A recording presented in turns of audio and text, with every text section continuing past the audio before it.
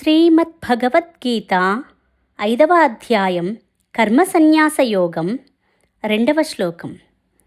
శ్రీభగవానువాచ సన్యాసః కర్మయోగశ్చ నిశ్రేయసకరావుభౌ తయోస్తు కర్మసన్యాసాత్ కర్మయోగో విశిష్యతే. ఈ శ్లోకం యొక్క తాత్పర్యం: శ్రీకృష్ణుడు పలికెను, కర్మసన్యాసము కర్మయోగము అను ఈ రెండును పరమ కళ్యాణదాయకములే. కానీ ఈ రెండింటిలోనూ కర్మసన్యాసము కన్నా కర్మయోగము సాధనమునందు సుగమగుట వలన శ్రేష్టమైనది. అనగా ఈ శ్లోకం యొక్క వివరణ. ముందుగా కృష్ణ పరమాత్మ రెండు ఆశ్రమాలు సమానంగా మంచివే అంటున్నారు. ఎందుకంటే రెండింటిలోనూ లాభ నష్టాలుంటాయి కాబట్టి ఏదైనా పాటించవచ్చు.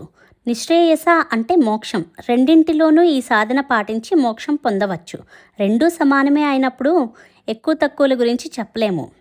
కానీ వ్యక్తి స్వభావాన్ని బట్టి సన్యాసం స్వీకరించడమా కాదా అనేది నిర్ణయించుకోవాలి. ఈ రెండింటిలో సన్యాసాశ్రమం కన్నా గృహస్థాశ్రమమే మేలైనది అంటున్నారు కృష్ణ పరమాత్మ ఎక్కువ మందికి. ఎందుకంటే బ్రహ్మచర్యం నుంచి గృహస్థాశ్రమానికి రావాలి, అది సామాన్య సూత్రం. కానీ ఎవరన్నా సన్యాసాశ్రమానికి రావాలంటే రావచ్చు, ఇది విశేష సూత్రం. ఇది కూడా గురువు ద్వారానే స్వీకరించాలి. గృహస్థు సన్యాసి అవ్వగలడు, కానీ సన్యాసి గృహస్థు అవ్వలేడు. అలా వెనక్కి తిరిగి రాలేని విషయాలలో నిర్ణయాలు ఆచితూచి తీసుకోవాలి అంటున్నారు.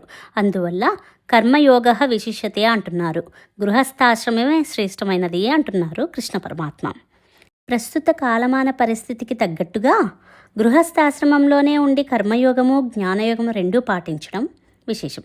కానీ గృహస్థాశ్రమంలో ఉంటూ అనేక సమస్యలను ఎదుర్కొంటూ ఆధ్యాత్మిక సాధనం ఎలా చేయడం అనే సందేహం అందరికీ వస్తుంది.